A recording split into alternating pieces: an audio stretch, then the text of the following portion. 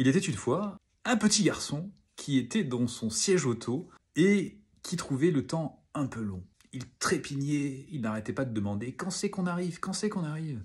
Et alors l'adulte à côté de lui s'est dit « Si j'entrais dans son monde ?»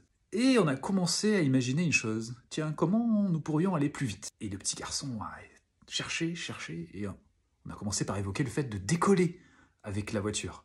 Ça ne lui plaisait pas trop. Alors, pourquoi ne pas creuser pour aller beaucoup plus vite et éviter les embouteillages qu'il y avait sur la route? Et alors, le petit garçon s'est dit, mais comment on pourrait faire? Hop, la créativité activée, on regarde autour de nous et on s'imagine en train de recycler le fer qui est présent dans les fermetures éclairs et fabriquer quelque chose pour pouvoir creuser le sol. Cet exercice d'imagination a duré le temps du trajet, qui s'est avéré plus long que prévu, et pourtant tout est passé comme dans un rêve. Ce que je voulais dire avec cette histoire, c'est que les enfants ont une imagination débordante. Lorsqu'ils ne peuvent pas obtenir quelque chose, nous pouvons les aider à attendre, patienter, à pouvoir réguler leur frustration en faisant appel justement à cette imagination. Quand un enfant demande un objet, il en a très envie, eh bien on va lui demander « Oh là là, tu t'imagines? Qu'est-ce que tu pourrais faire avec cet objet ?» Et on va commencer à raconter une histoire. Histoire qui va peut-être lui permettre justement de pouvoir obtenir ce dont il avait besoin, c'est-à-dire être stimulé et être amusé. Et cet exercice d'imagination